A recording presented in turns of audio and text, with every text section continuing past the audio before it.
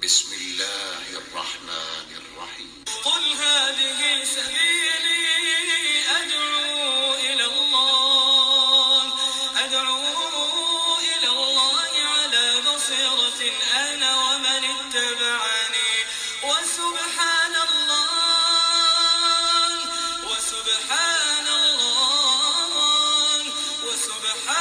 الله وما أنا من المشركين. السلام علیکم ورحمۃ اللہ وبرکاتہ. الحمد للہ والصلاة والسلام علی رسول اللہ وبعد. اعوذ باللہ من الشیطان الرجیم. بسم اللہ الرحمن الرحیم. 11ویں حدیث افطاری کے آداب. عن سهل بن سعد رضی اللہ عنہ ان رسول اللہ صلی اللہ علیہ وسلم قال لا يزال الناس بخیر ما عجل الفطر. متفق علیہ. ترجمہ: حضرت سہل بن سعد رضی اللہ تعالیٰ عنہ سے مروی ہے کہ رسول اللہ صلی اللہ علیہ وسلم نے ارشاد فرمایا، لوگ جب تک افطار میں جلدی کرتے رہیں بھلائی میں رہیں گے. متفق علیہ روایت ہے. تشریح: یہ حدیث افطاری کے آداب میں سے ایک اہم ادب پر دلالت کر رہی ہے، جو کہ وقت ہو جانے پر افطاری کرنے میں جلدی کرنا ہے. جلدی کرنے کا مطلب یہ ہے کہ سورج کے ڈوبتے ہی افطاری کر لی جائے، جو کہ عظیم ترین خیر و بھلائی کا باعث ہے. انہی بھلائیوں میں سے آپ صلی اللہ علیہ وسلم کے طریقے کی اتباع اور سنت پر عمل بھی ہے، کیونکہ نبی کریم صلی اللہ علیہ وسلم افطاری کرنے میں جلدی کیا کرتے تھے. حضرت عبداللہ ابن ابی اوفا رضی اللہ تعالیٰ عنہ کا بیان ہے کہ ہم ایک مرتبہ دوران سفر نبی کریم صلی اللہ علیہ وسلم کے ساتھ تھے. آپ نے روزہ رکھا ہوا تھا. جیسے ہی سورج غروب ہوا، آپ صلی اللہ علیہ وسلم نے چند لوگوں سے فرمایا، اے فلان جاؤ ہمارے لیے ستو تیار کرو. انہوں نے فرمایا، اے اللہ کے رسول صلی اللہ علیہ وسلم، اگر آپ تھوڑی دیر انتظار کر لیتے تو شام ہو جاتی. آپ صلی اللہ علیہ وسلم نے فرمایا، اترو ستو تیار کرو. انہوں نے فرمایا، ابھی رات نہیں ہوئی ہے. آپ صلی اللہ علیہ وسلم نے فرمایا، اترو ستو تیار کرو. انہوں نے کہا، اللہ کے رسول صلی اللہ علیہ وسلم ابھی دن ہی ہے. آپ صلی اللہ علیہ وسلم نے ارشاد فرمایا، اترو ستو تیار کرو. لہذا انہوں نے اتر کر ستو تیار کیا، جسے آپ صلی اللہ علیہ وسلم نے نوش کیا اور فرمایا، جب تم دیکھو کہ رات وہاں سے آ گئی تو روزہ افطار کر لیا کرو. یعنی جب دیکھو کہ سورج غروب ہو گیا، آفتاب ڈھل گیا، تو تم افطار کر لیا کرو. اور یہ بھی نقل کیا گیا ہے کہ افطار کرنے میں جلدی کرنا انبیاء کرام کا طریقہ کار ہے، جیسا کہ حضرت ابو الدرداء رضی اللہ تعالیٰ عنہ کا فرمان ہے، 3 چیزیں انبیاء کرام کے اخلاق میں سے ہیں. نمبر 1 افطار میں جلدی کرنا، نمبر 2 سحری میں دیر کرنا، نمبر 3 نماز میں دائیں ہاتھ کو بائیں ہاتھ پہ رکھنا. افطاری کے جلدی کرنے میں لوگوں کے لیے آسانی ہے اور دین میں غلو اور شدت پسندی سے دوری بھی. اس ادب کو سب سے بہتر زمانے صحابہ کرام کے عہد مبارک میں بروئے کار لایا جاتا تھا. امام بخاری رحمہ اللہ فرماتے ہیں کہ حضرت ابو سعید خدری رحمہ اللہ نے سورج کے غروب ہوتے ہی روزہ افطار کر لیا. حضرت عمرو بن میمون اودی رحمہ اللہ کہتے ہیں کہ اصحاب رسول صلی اللہ علیہ وسلم لوگوں میں سب سے جلدی افطاری کرنے والے اور سب سے دیر میں سحری کرنے والے تھے. جس شخص نے سورج کے غروب ہونے کا گمان کرتے ہوئے افطاری کر لیا جبکہ سورج اب تک غروب نہ ہوا تھا، تو ایسے شخص کا روزہ درست ہوگا، کیونکہ وہ معذور ہے. لیکن جانکاری ہوتے ہی اسے فوراً کھانے پینے سے غروب آفتاب تک رک جانا چاہیے. ایسا شخص بھول کر کھانے والے کے حکم میں ہے، اور بھولنے اور غلطی کرنے والے کا حکم یکساں ہے.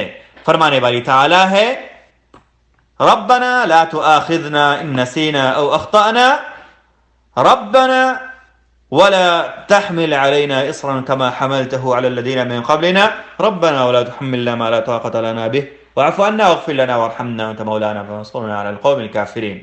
روزے دار کو چاہیے کہ وہ افطاری اور قبولیت دعا کے وقت کو غنیمت جانے اور دنیا و آخرت میں خیر و بھلائی سے متعلق سوال کرے، کیونکہ اس وقت کی گئی دعا کو اللہ تعالیٰ قبول فرماتا ہے. جیسا کہ حضرت ابو ہریرہ رضی اللہ تعالیٰ عنہ سے مروی حدیث میں ہے کہ اللہ کے رسول صلی اللہ علیہ وسلم نے ارشاد فرمایا، 3 لوگوں کی دعائیں رائے گاہ نہیں جاتی: انصاف پسند بادشاہ کی دعا، افطاری کے وقت روزہ دار کی دعا اور مظلوم کی دعا. یہ تینوں دعائیں رائے گاہ نہیں جاتی.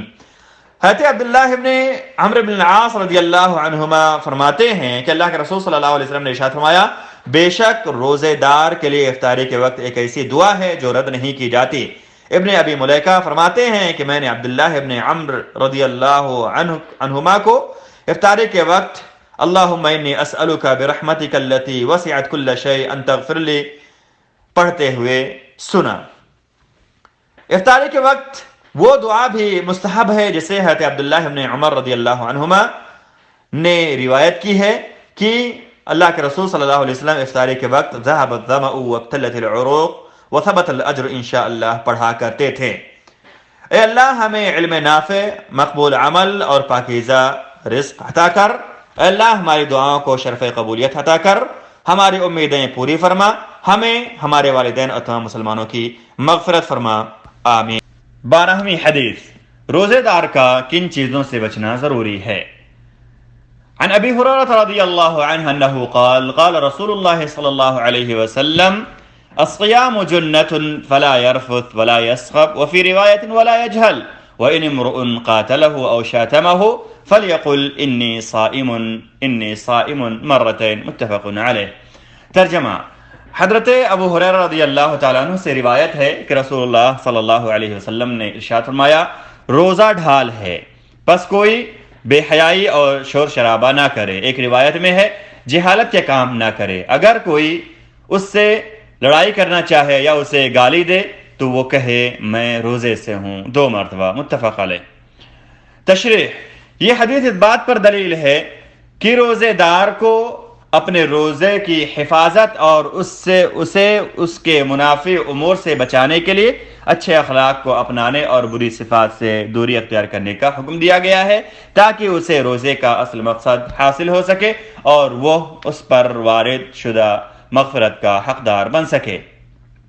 حضرت ابو ہریرہ رضی اللہ تعالیٰ عنہ سے روایت ہے کہ اللہ کے رسول صلی اللہ علیہ وسلم نے ارشاد فرمایا جو جھوٹ بولنا، اس پر عمل کرنا اور جہالت کو نہ ترک کرے تو اللہ کو ایسے شخص کے بھوکا اور پیاسا رہنے کی کوئی ضرورت نہیں ہے۔ فرمان نبی صلی اللہ علیہ وسلم ہے الصیام جنۃ، اس میں جنۃ جیم کے پیش اور نون مفتوحہ کے تشدید کے ساتھ ہے، جس کا مطلب وہ چیز جو آپ کو محفوظ رکھے، یعنی جو تمہیں اس چیز سے چھپائے اور بچائے جس سے تم خوف کھاتے ہو۔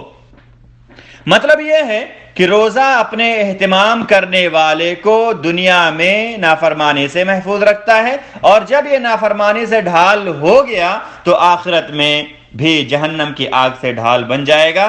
نبی صلی اللہ علیہ وسلم نے ارشاد فرمایا روزہ اسی طرح ڈھال کے مانند ہے جس طرح تم میں سے کسی کا جنگ میں استعمال ہونے والا ڈھال ہو، جو کہ روزے کی فضیلت پر واضح دلیل ہے۔ آپ صلی اللہ علیہ وسلم کا فرمان فلا یرفث، فا کے ضمہ یا کسرہ کے ساتھ استعمال ہوتا ہے، اور رفث را اور فا کے فتحہ کے ساتھ پڑھا جاتا ہے، جو حیا سوز بات کے معنی میں مستعمل ہے۔ اسی طرح جماع اور شہوت کے ساتھ چمٹنے پر بھی اس کا اطلاق ہوتا ہے، جیسا کہ فرمان باری تعالی ہے احل لکم لیلۃ الصیام الرفث الی نسائکم۔ بہت سے علماء نے اس حدیث میں مذکور لفظ سے مراد فحش اور بیہودہ باتیں لی ہیں۔ فرمان نبوی صلی اللہ علیہ وسلم ولا یسخب، خا معجمہ کے فتحہ کے ساتھ ہے، اور سخب چیخنے چلانے اور شور شرابہ کے معنی میں ہے۔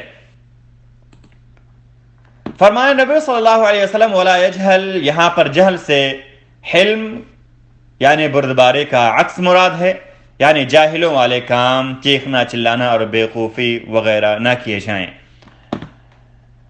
فرمان نبی صلی اللہ علیہ وسلم فلیقل انی صائم، یعنی جب اس سے کوئی جھگڑا کرے، لڑائی پر آمادہ ہو یا برا بھلا کہے تو اسے چاہیے کہ وہ بھی انہیں ان کے مثل معاملہ نہ کرے، تو اسے چاہیے کہ وہ بھی انہیں کے مثل معاملہ نہ کرے، بلکہ کہے کہ میں روزے سے ہوں۔ ہو سکتا ہے کہ اس کا دشمن یہ سوچ کر اس سے لڑائی کرنے اور اسے برا بھلا کہنے سے رک جائے کہ وہ اس روزے کے سبب اس سے جیت ہی نہیں سکتا، وہ روزے کے سبب اس سے جیت ہی نہیں سکتا۔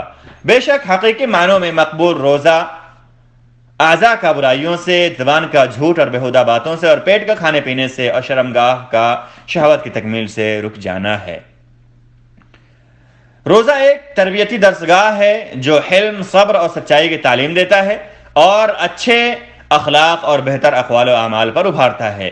لہذا روزہ دار شور شرابہ نہیں کرتا، فضول کام نہیں کرتا، غصہ نہیں کرتا، جھوٹ نہیں بولتا، زبان سے بری باتیں نہیں نکالتا، بلکہ اس کی بات ذکر الہی اور اس کی خاموشی اللہ کی کائنات میں غور و فکر کی صورت میں ہوتی ہے۔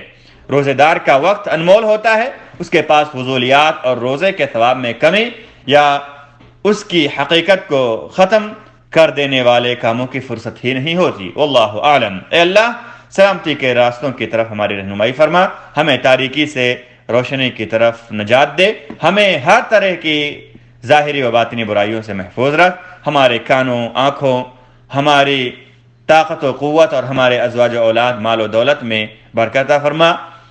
اے اللہ ہمیں، ہمارے والدین اور تمام مسلمانوں کو بخش دے، آمین۔ سوالات۔ آج 11ویں حدیث سے پہلا سوال ہے، افطاری کرنے میں جلدی کرنے کا کیا مطلب ہے؟ دوسرا سوال ہے، سورج کے غروب ہونے کے گمان میں مغرب سے پہلے ہی افطار کرنے والے شخص کے روزے کا کیا حکم ہے؟ تیسرا سوال ہے، افطار کے وقت کون سی دعا پڑھنی مسنون ہے؟ اس کے بعد 12ویں حدیث ہے، اس میں پہلا سوال ہے، حدیث میں وارد درج ذیل الفاظ کا کیا معنی ہے؟ یعنی نیچے آپ کو چند الفاظ دیے ہوئے ہیں، جنتن، یرفس، یسخب، ان کے کیا معنی ہیں؟ اس کے بعد دوسرا سوال ہے، اگر کوئی روزے دار سے لڑنا چاہے تو وہ کیا کرے؟ یعنی اگر کوئی روزے دار سے لڑنے اور جھگڑنے کی ضد پہ آ گیا تو روزے دار کو کیا کہنا چاہیے یا اس کا رویہ کیا ہونا چاہیے؟ تیسرا سوال ہے، حقیقی معنوں میں روزہ کس طرح رکھنا چاہیے؟ یعنی حقیقی روزہ کیا ہے؟